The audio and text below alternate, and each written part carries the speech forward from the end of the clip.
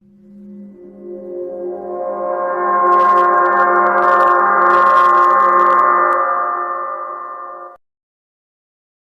दोस्तों कैसे हो आप लोग। उम्मीद करता हूँ आप लोग अच्छे होंगे और अपनों का भी ख्याल रख रहे होंगे। फिर से आ गया हूँ आप लोगों के सामने एक कहानी को सुनाने के लिए story by Rahman YouTube channel पर।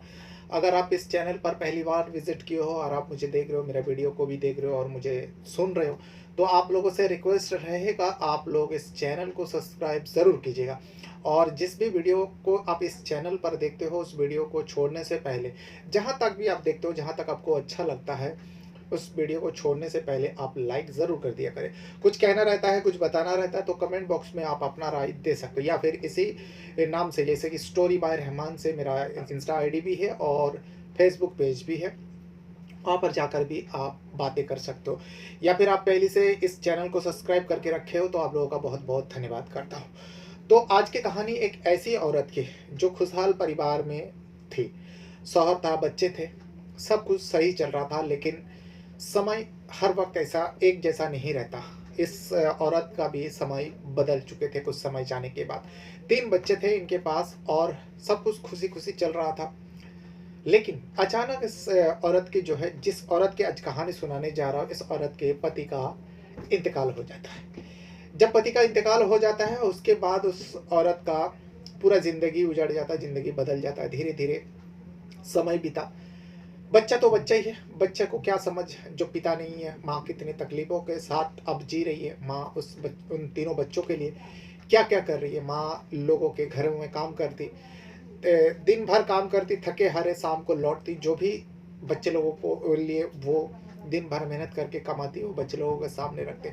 लेकिन कभी-कभार त्योहार भी आता है तो बच्चे लोग ज़िद करता है, पड़ोसी के बच्चे कपड़े के लिए पहन के नया-नया कपड़ा पहन के घूमते, तो इस औरत का भी बच्चे जो है ज़िद करते हैं, अपनी माँ को कहती है, जो माँ देखो ना उसने नया कपड़ा लिया, तुम पिछले बार भी नहीं दिया और इस बार हमें ईद में कपड़ा चाहिए। तो माँ बेचैन हो उठती, माँ परेशान हो जाती। माँ अपने भाइयों के पास जाती, 5-5 भाई होते हैं, लेकिन भाई पाँचों भाइयों की शादी हो गई। पहले तो बहुत प्यार करते थे जब सब कुँवारे थे, लेकिन धीरे-धीरे पाँचों भाइयों की भी शादी हो गया, पाँचों के पास औरत आ गई। तो उस औरत के आगे इन लोगों का भी नहीं चलता, भाइयों का भी नहीं चलता। तो भाई चाहते हुए भी बहन का मदद नहीं कर पाते अपने पत्नियों की वजह से। अब वो औरत अपने सास-ससुर के पास जाती, लेकिन सास-ससुर को लगता था जो इसी औरत के वजह से मेरे बेटे का मौत हुआ, मेरे बेटे का इंतकाल हुआ, इसीलिए इस औरत, ये जो औरत है, उन लोगों के आँखों में खटकती थी। वो लोग अनप-शनप बकते थे और अपनी नज़रों के सामने से भगा देते थे। यहाँ तक ये भी कहते, जा दूसरी शादी कर ले, तू किसी मर्द को पकड़ ले और उसी के साथ ज़िंदगी जीने की कोशिश कर, हम लोगों के पास मत आ। तुझे देखता हूँ तो मेरे बेटा याद आता है और हम लोगों का मुँह से, हम लोगों का ज़बान से बद्दुआ निकलती है। ये सारी ताना दिया करते थे, जो भी कहते थे। वो औरत बहुत परेशान थी। फिर उस औरत को पता चला, जो बच्चे लोग क्योंकि कपड़े के लिए ज़िद कर रहा था और ईद करीब आने वाला था, इसीलिए उस औरत को पता चले जो मार्केट में ही एक ऐसी दुकान भी है जो कपड़ा जो है किस्तों में बेचा करते हैं। अब उनके पास जाते हैं, लेकिन आज के दौर में कोई आसानी से और इतने फ्री में वो दुकानदार जो है, इस औरत को देखते ही उसे लुभाने की कोशिश करता है और कहता है, भाभी जी आप परेशान ना हो, आप टेंशन मत लो, आपको कपड़ा मिल जाएगा, आपके लिए भी मिलेगा, आपके बच्चे को लिए मिलेगा। लेकिन औरत कहती नहीं, मेरे लिए नहीं चाहिए, बस मेरा 3 बच्चे हैं, उन लोगों को कपड़ा मिल जाए, लेकिन मैं किस्त जो है, आप किस्तों में कपड़ा देते हो, इसीलिए मैं सुनकर यहाँ पर आई हूँ। लेकिन वो दुकानदार एक शर्त रखता है और कहता है, अगर इस शर्त के मुताबिक आप किस्त लेना चाहोगे, कपड़ा लेना चाहोगे तो आपको मिल जाएगा। वो शर्त ऐसी अनोखी शर्त था कि उस औरत के जो है पैर तले ज़मीन खिसक जाता है।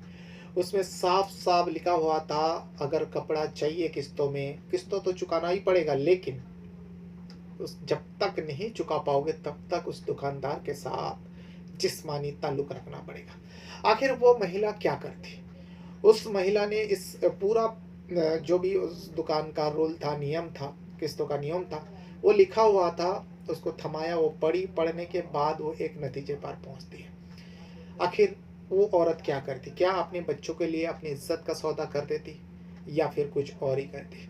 तो आज इसी कहानी में आपको पूरा डिटेल पता चलेगा। कहानी जो है फतवा नाम का एक औरत की है, एक लड़की थी उस टाइम जब ये कहानी की शुरुआत होती है। एक लड़की थी, बहुत ही खुशहाल परिवार की लड़की थी। अब लड़की का शादी की उम्र होता है, यानी फतवा के शादी की उम्र होता है। फतवा जो है तीसरी नंबर की बच्चे होते हैं उनके घर में। टोटल 6 बच्चे होते, 5 लड़का होता है और ये लौती बहन। इसीलिए पांचों भाई जो है इस बहन को बहुत ही लाड़ प्यार से बचपन से ही उसे पाला पोसा, माँ बाप के जैसा प्यार दिया। 2 भाई बड़े थे, तीन छोटे थे, लेकिन तीनों छोटे छोटे भाई भी जो है अपने बेटी के जैसा इस लड़की को मानकर पढ़ाया लिखाया, बड़े नाजुक से पाला। लेकिन जब शादी की उम्र होता है, हर घर के ये मसला है, लड़की को पहला शादी करवा देते हैं। तो इस फतिमा का भी के लिए भी लड़का का तलाश करता है और लड़का मिलता है।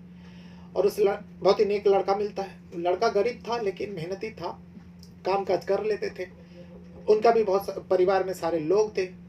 तो उस लड़का के साथ फातिमा का निकाह हो जाता है। अब निकाह करा देने के बाद वो अपने शौहर के साथ, शौहर के घर में जो है छोटा सा घर था, लेकिन वहाँ पे दिक्कत होने लगा।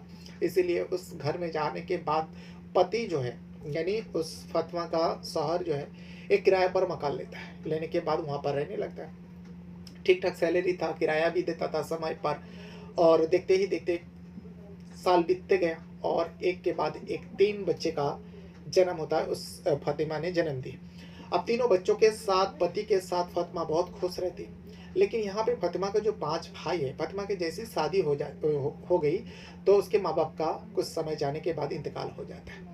अब इंतकाल के बाद अब पांचों भाई जो है, देखभाल के लिए घर में कोई औरत तो था नहीं, तो इसीलिए पांचों भाई एक के बाद एक हर 6-6 महीने छोड़कर पांचों भाई की भी शादी हो जाती है। अब 5 औरत आ जाते हैं पांचों भाइयों के पास। अब उनके बीवी बच्चे सब अपने अपने ज़िंदगी में व्यस्त हो जाता है। लेकिन यहाँ फातिमा भी खुश थी। फातिमा को कोई चीज़ की कमी नहीं थी। अच्छा शौहर मिला था, बच्चे लोगों को भी प्यार करते थे, बच्चे लोगों को स्कूल में दाखिला कराए। लेकिन समय जो है, किसी का भी समय एक जैसा नहीं रहता। अचानक फातिमा के शौहर का इंतकाल हो जाता है। अब इंतकाल हो जाने के बाद फातिमा के लिए तो पूरा ज़िंदगी बदल जाती है। फातिमा एकदम उदास हो जाती है और इंतकाल के बाद वो बहुत रोई। उसे तो पहला 2 दिन तक उसे समझ ही नहीं आया जो उसके पति का, उसके शौहर का इंतकाल हो गया। लोगों ने समझाया, भाई लोग आए, भाभी लोग आए, सारे लोग आए, दिलासा दिया, तसल्ली दी। लेकिन शौहर को तो अब उनका इंतकाल हुआ तो उसके बाद जो भी रीति रिवाज के हिसाब से उसको तैयारी किया, यानी गुस्ल दिया और उसके बाद मस्जिद के सामने रखा। ज़हर के बाद उसे मिट्टी देना था, इसीलिए उसकी जनाजा पढ़ाई जाती है। अब यहाँ पे आप लोगों से मैं एक सवाल पूछना चाहूँगा, ये जनाजा के ऊपर है। अब बात आई तो पूछ लेता हूँ। तो जनाजे की नमाज मैं भी सुनते आ रहा हूँ, जो जनाजे की नमाज होती है, लेकिन मुझे लगता है ये जनाजे की नमाज नहीं, क्योंकि मैं कई सारे जगह में पढ़ा तो इसमें कई सारी जगहों में लिखा है जो जनाजे की नमाज नहीं बल्कि जनाजे की दुआ पढ़ाई जाती है। मैं आप लोगों से पूछना चाहूँगा, जो जनाजा, जो लोग कहते हैं नमाज होती है जनाजे की नमाज, और कई सारी जगहों में लिखा भी है जो जनाजे की दुआ पढ़ी जाती है, तो आप लोगों को क्या लगता है, आप लोग क्या जाने, क्या आप लोगों के अंदर जानकारी है इस इल्म को आप अगर बांटना चाहेंगे तो हमारे लिए भी अच्छा है, और जो लोग भी इस वीडियो को देखते हैं उन लोग के लिए भी अच्छा है, एक अच्छा मसला के बारे में जानकारी होगा। क्योंकि जहाँ तक मैं समझता हूँ जनाजे की दुआई उसे कहना बेहतर होगा, क्योंकि देखिए नमाज वही होती है जिसमें रुकू या सजदा हो। जनाजे की जो नमाज कहा जाता है इसमें ना तो रुकू है ना सजदा है, तो इसमें मुझे तो लगता है, एकदम पक्का तो नहीं हूँ मैं, तो इसे मैं जनाजे की दुआ के मान के ही चलूँगा। और आप लोग इसे क्या कहना चाहेंगे, मैं चाहूँगा आप लोग कमेंट में इसका राय ज़रूर दें।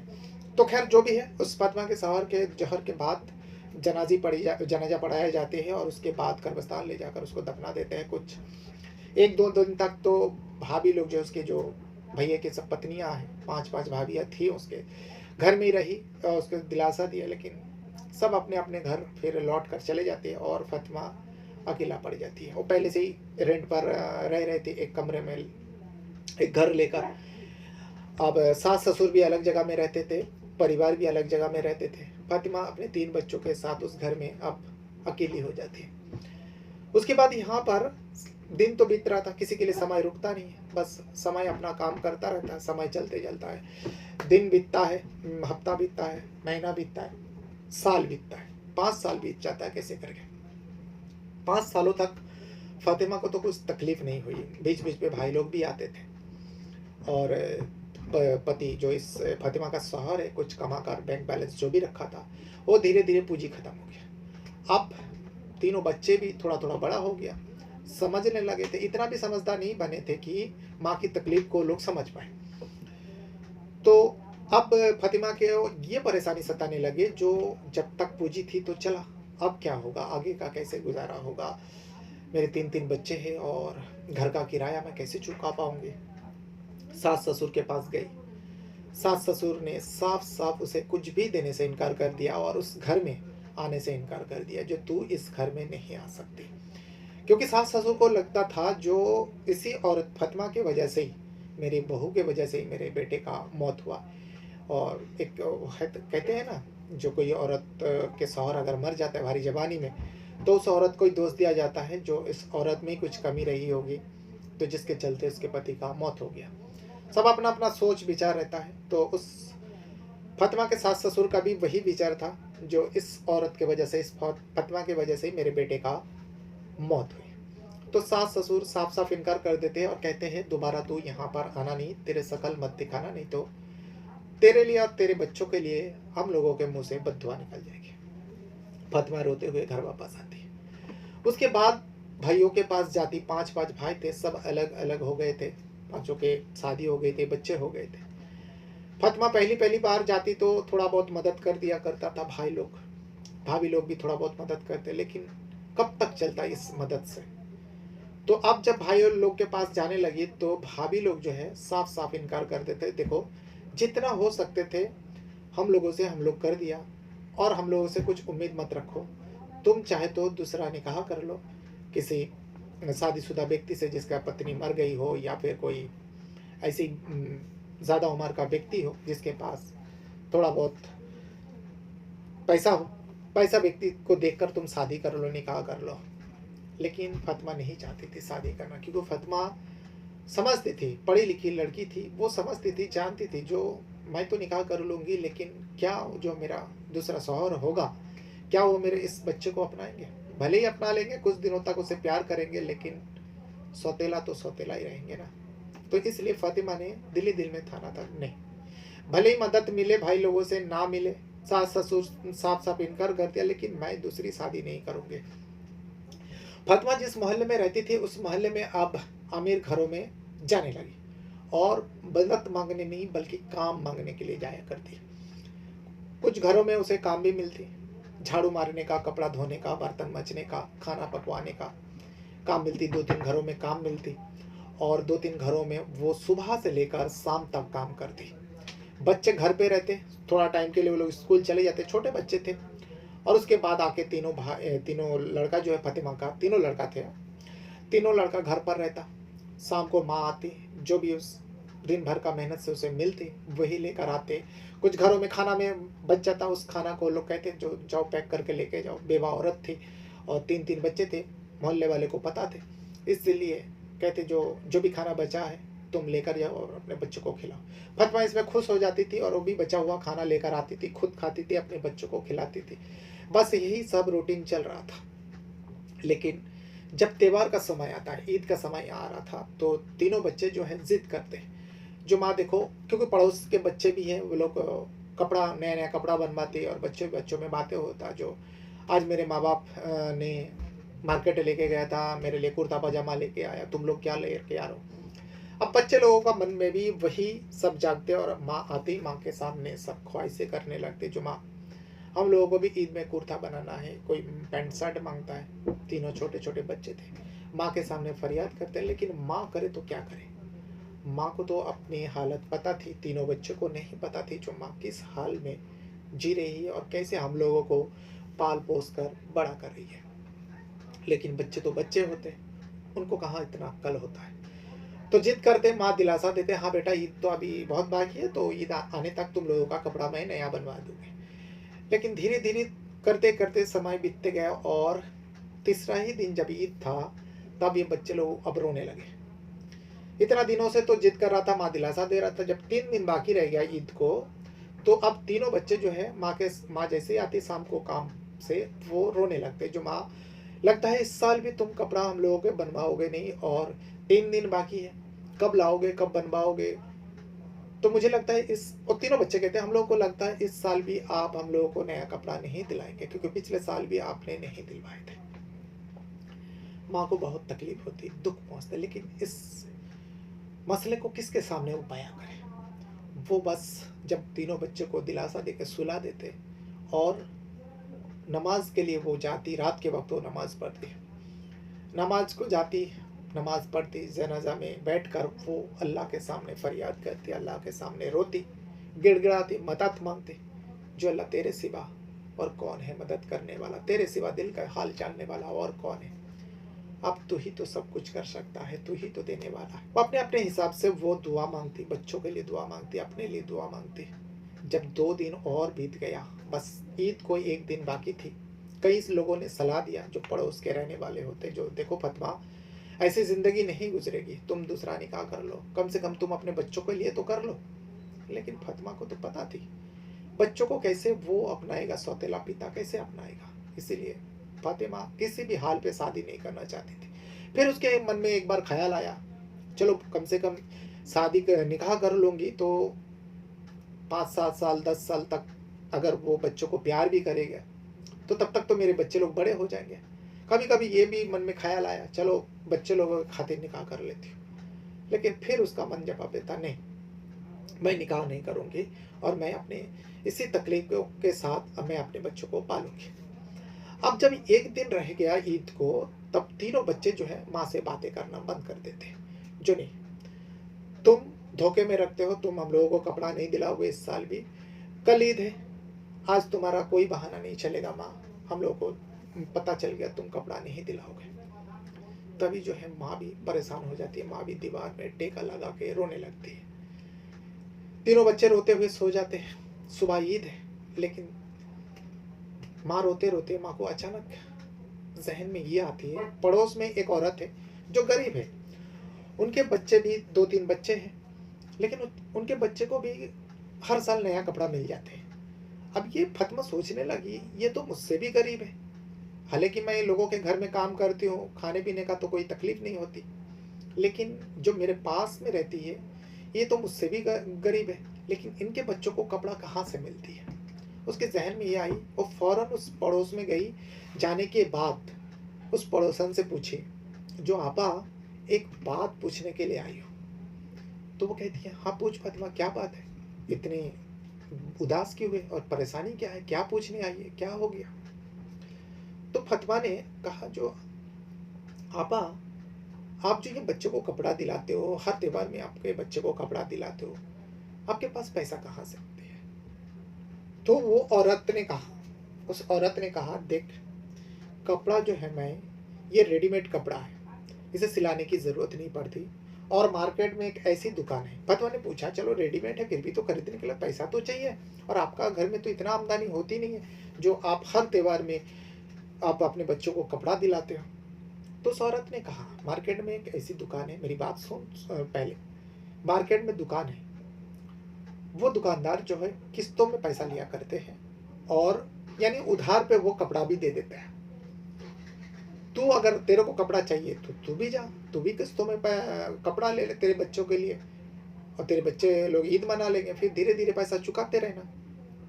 फातिमा ने कहा, क्या वाकई ये सच है, वैसे ही किस्तों में कपड़ा देते हैं। तो उस औरत ने कहा, हाँ, मैं किस्तों में ही कपड़ा लेकर आती हूँ उनसे, और मैं धीरे धीरे पैसा चुकाती हूँ। तो फातिमा ने कहा, जो मुझे भी जाना, मैं भी जाऊँगी, और आज चांद रात है, आज ही मैं कपड़ा लेने के लिए जाती हूँ। लेकिन जब उस दुकान का एड्रेस देती है आपा, यानी बाजू वाली औरत जो है, पड़ोसी औरत, तो उस औरत ने फातिमा को कुछ बात भी कहती है, समझाती है, देखो फातिमा, तुझे एक बात और बता दो, ये जो दुकानदार है किस्तों में कपड़ा देते हैं, इनके कुछ शर्तें हैं, उस शर्त को तू कपड़ा लेने से पहले जान लेना। अगर तुझे वो शर्त मंजूर होती है तो ही कपड़ा उठाना, वरना तेरी मर्जी। फातिमा ने पूछने लगे, वो कौन सी शर्त, आप भी तो लेकर आते हो, आप ही बता दो। तो औरत कहती, नहीं, तू जा, तू खुद पता कर, दुकान वाला तुझे खुद समझा दे के आखिर तुझे शर्त क्या माननी है।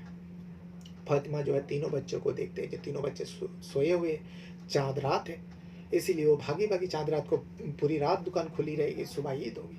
तो इसीलिए फातिमा जो है भागी-भागी उस दुकान में, मार्केट में जाती है और उस दुकान में जाकर दुकानदार से मिलती है। दुकान में बहुत भीड़ थी, लेकिन उस औरत को देखने के बाद ही दुकान के जो ऑनर है, दुकान के जो बॉस है, वो फातिमा के पास आए और कहने लगे, जो भाभी जी क्या चाहिए आपको? फातिमा पहले तो हिचकिचाए, लेकिन दुकानदार ने फिर से पूछा, जी देखिए भीड़ बहुत है, आप जल्दी से बताइए आपको चाहिए क्या? तो फातिमा ने कहा, देखिए मैं आपकी दुकान के बारे में सुनी हूँ, जो आप किस्तों में कपड़ा देते हो, तो मुझे मेरे बच्चों के लिए, 3 बच्चे हैं, मेरा कुर्ता पजामे चाहिए, कल ईद है, इसीलिए मैं आपकी दुकान में आई हूँ, मुझे किस्तों में 3 कुर्ता पजामा चाहिए। तो दुकानदार कहते, तो भाभी आपको कुछ नहीं चाहिए, आप भी सलवार कमीज ले लो, रेडीमेड मिल जाएगी, सिलवाने की ज़रूरत नहीं, आप भी ले लो।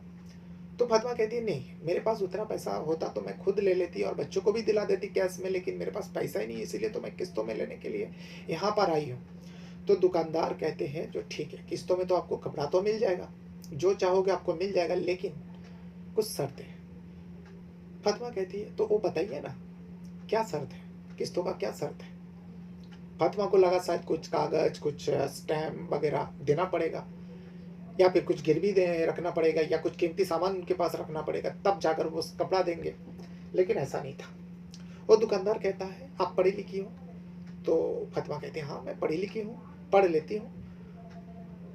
तो दुकानदार एक एक ड्रॉ से एक छोटा सा बुक जैसा था, किताब जैसे था, उसे निकालकर फातिमा को देते हैं और कहते हैं, आप वहाँ जाकर आराम से पढ़ लीजिए। अगर इस शर्त को आपको मंजूर है तो आप आइएगा, नहीं तो किताब वहीं पर छोड़कर आप चुपचाप निकल जाइएगा, क्योंकि हंगामा मत कीजिएगा, क्योंकि आज दुकान में बहुत ज़्यादा भीड़ है, आप खुद देख रही हो। फातिमा उस किताब को लेते हैं दुकानदार से, और एकांता में एक जगह था, वहाँ पे बैठने के लिए कहा था, जो बैठ के वहाँ पे पढ़ना, अगर मंजूर है तो ठीक है आना, नहीं तो किताब वहीं पे छोड़ कर चले जाना। फातिमा वहाँ गई, उस किताब को खोली, खोलने के बाद पहले ही पन्ने पे जो लिखा था उसे पढ़ने के बाद फातिमा के तो आंखें खुली की खुली रह गई, उनके तो पैर तले जमीन खिसक गया, उसके रूह तक कांप उठी, क्योंकि पहले पन्ने पर ही लिखा था, अगर आपको किस्तों में कपड़ा चाहिए तो आपको इस शर्त को मानना होगा, और आप जो कपड़ा पहने हुए हो, आपके शरीर को हमारे सामने शो कराना पड़ेगा, और उस आपके शरीर का हम एक वीडियो उतारेंगे, बिना कपड़ों वाली वीडियो, और उस वीडियो को हम अपने पास सेव रखेंगे जब तक आप किस्तों का पैसा ना चुकाते हो। हो सकता है आप कपड़ा लेने के बाद दोबारा ना आओ, तो उस वीडियो के आधार पर आपको हम मजबूर करेंगे, आप देकर जाएंगे, या फिर आप फिर भी नहीं आते हो, आपकी इज्जत को डर नहीं है, तो उस वीडियो को हम एक ऐसी साइट में अपलोड करेंगे जहाँ से हमें पैसा मिलेगा। ये पहली शर्त में लिखा था। दूसरे पन्ने में दूसरी शर्त लिखा था, जो दूसरी शर्त ये है, अगर आप इस शर्त को, पहला शर्त को नहीं मानते, तो दूसरी शर्त ये है, आपको हमारे साथ जिस्मानी ताल्लुक रखना पड़ेगा, संबंध हमारे साथ रखना पड़ेगा, और ये तब तक रखना पड़ेगा, ये एक बार नहीं बल्कि तब तक रखना पड़ेगा जब तक आपका पैसा पूरा ना चुकता हो जाए। ये दूसरी शर्त था। ये फातिमा जो पढ़ रही थी उसकी रूह तक कांप रही थी, वो थर थर कांप रहे थे, जो ये कैसी शर्त है। तीसरी शर्त ये लिखी हुई थी, जो अगर आपको ये दोनों शर्त मंजूर नहीं है तो आपको अपना घर का कागजात हमारे पास रखना पड़ेगा, और जब अपना कागजात रखोगे हम एक स्टैम्प पेपर में लिखवाएंगे, अगर आप किस्त चुका नहीं पाएंगे कानूनन तौर पर उस घर का हकदार हम बन जाएंगे। ये तीसरी शर्त था। फातिमा के लिए दोनों शर्त, पहला और दूसरा शर्त तो नामुमकिन था, वो सोच भी नहीं सकती जो अपनी इज्जत का सौदा कर ले, लेकिन तीसरी शर्त वो सोचती है, चलो ठीक है, पैसा तो मैं चुका ही दूंगी, और मैं अगर अपने घर का कागजात इनके पास जमा रखूँ तो मुझे मेरे बच्चों का खुशी तो मिल जाएगी, ईद के लिए कपड़ा तो मिल जाएगी। लेकिन फिर सोचिए, जो उनके पास कागजात नाम का तो कुछ है ही नहीं, वो घर, जिस घर में वो रहते हैं वो तो रेंट का है, वो तो दूसरे का है, वो तो बस भाड़े पे रहती है, तीसरे शर्त भी उनके जवाब दे जाते हैं। जब उन्हें यह एहसास होता है जो मैं दूसरे के कमरे में रहती हूँ, भाड़े पे रहता हूँ, रेंट पर रहती हूँ, तो फ़ातिमा जो है चुपचाप तरीके से वहाँ से निकल जाना ही बेहतर समझा। फ़ातिमा उस किताब को वहीं पे छोड़ता है जैसे कि दुकानदार ने कहा था। दुकानदार दूसरे ग्राहकों के साथ बिज़ी था।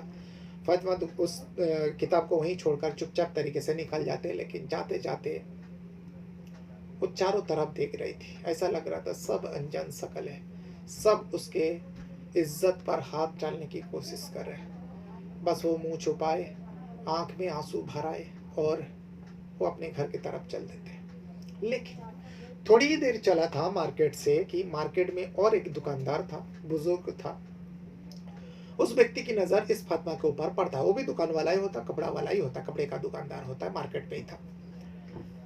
अब उस बुजुर्ग ने जब फातिमा को देखा जो ये मुंह छुपाए रोते हुए जा रही थी, उसे आंख में आंसू थे, तो इसीलिए वो दुकानदार जो है फातिमा के पास पीछा किया। तेज कदमों से आया क्योंकि फातिमा आगे चल रही थी। वो व्यक्ति तेज कदमों से आया और पीछे से आवाज लगाया, जो आपा, आप मार्केट आए और खाली हाथ वापस जा रहे, आपको कपड़ा नहीं चाहिए था क्या?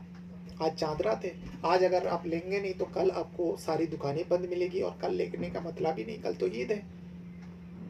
तो फतवा ने रुका, उसके कदम रुक गए। जब आपा करके बुलाया, रुक गया, पीछे पलट कर देखा और देखा कि एक बुजुर्ग व्यक्ति है, उसे आपा कहकर बुला रहे। तो फतवा ने कहा, हाँ मैं कपड़ा लेने के लिए तो आई थी, लेकिन मेरे पास पैसा नहीं है और मैं जो किस्तों में कपड़ा देता है उनके पास गई थी, लेकिन उनके शर्त तो अजीब है, उस शर्त को मैं बिल्कुल ही नहीं मान सकती, इसीलिए मैं वापस जा रही हूँ। वो जो अल्लाह वाला बुजुर्ग व्यक्ति होता, वो अल्लाह वाला इंसान था, 5 वक्त का नमाजी था। वो कहता है, जो कोई बात नहीं, आप मेरे दुकान में आइए, आपको किस्तों में नहीं बल्कि आपको जो कपड़ा चाहिए आप ले जाओ, आपके पास जब पैसा आएगा चुकाना, अगर नहीं आएगा तो मत चुकाना, ये कहता है। लेकिन फातिमा को लगा शायद ये व्यक्ति का भी कोई चाल हो सकता है, मुझे फंसाने का, मुझे लुभाने का ये कोशिश कर रहा है। फातिमा इनकार कर देती है, जो नहीं, मुझे कपड़ा नहीं चाहिए और मुझे किसी के झांसे में नहीं आना है, मैं गलती कर लिया जो उस व्यक्ति के दुकान में गया। तो अल्लाह वाला कहता है, इसीलिए तो मैं आपके पीछा करते हुए आया हूँ, मुझे पता है वो जो मेरे सामने दुकान वाला है तो किस्तों के नाम पर औरतों का इज्जत को लूटता है, उसके सौदा करता है और वही इकलौना काम करता है। लेकिन आप इत्मीनान रहिए, आपको मुझसे डरने की कोई बात नहीं, आप प्लीज़ मेरे दुकान में आइए और कपड़ा ले जाइए अपने लिए और अपने बच्चों के लिए भी लेकर जाइए। लेकिन फातिमा नहीं मानती। फातिमा शुक्रिया अदा करती है और कहती है, नहीं, जब मेरे पास पैसा आएगी तब मैं खुद आ जाऊंगी, भले ही आपकी दुकान से लूंगी कपड़ा, लेकिन मैं वैसे में नहीं ले जा सकती। फातिमा चली जाती है। वो दुकान वाला है जो अपने दुकान में वापस आता है, लेकिन उनकी ज़मीर से आवाज़ आ रही थी। उनको ऐसे लगने लगा ऐसा ना हो वो औरत जो है गलत कदम उठाने पर मजबूर हो जाए।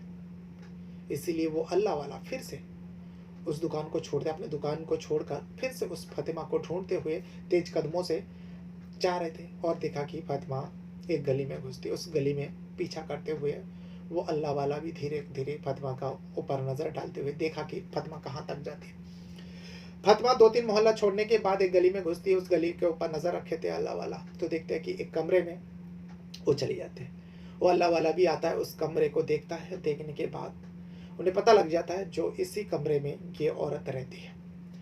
छोटा सा कमरा था, तो वो व्यक्ति चला जाता है, वापस दुकान में चला जाता है। लेकिन यहाँ पर फातिमा जो है आकर अपने बच्चों को देखती है, देखने सो रही है, तीनों बच्चे सो रहे हैं। तो फातिमा फिर से नमाज के लिए वो नमाज में चले जाते हैं, जनाजा बिछाते हैं, नमाज भी पढ़ती रोती है। जब दुआ मांगने का वक्त होता है नमाज ख़त्म करने के बाद, उस दिन वो बहुत रो रही थी, फरियाद कर रही थी, दुआओं में अपने बच्चों के लिए खुशियाँ मांग रही थी, अपने लिए खुशियाँ मांग रही थी, अपनी जो भी तकलीफ़ें हैं वो सिर्फ अल्लाह के सामने जाहिर कर रही थी।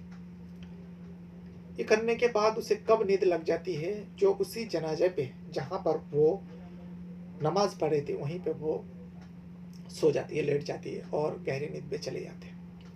सुबह ईद थी, लेकिन सुबह जैसे ही उठी तो अपने घर के काम काज करने के लिए, थोड़ा झाड़ू साफ सफाई करने के लिए उसकी आँख खुली। फजर के वक्त था, मेन गेट के पास आते हैं तो देखते हैं कि मेन गेट के पास एक छोटा सा प्लास्टिक का थैला पड़ा हुआ है। उस थैले को देख इधर उधर देखते, कोई नहीं दिखाई देता। एकदम सुबह के था, सुबह फजर के वक्त था।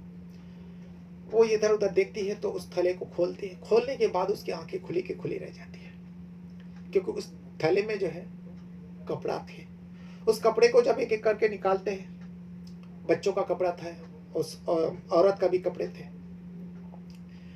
4-5 कपड़ा था। उस कपड़े को हटाने के बाद देखते हैं कि नीचे पैसों का गड्डी रखा था, नोटों का गड्डी रखा हुआ था।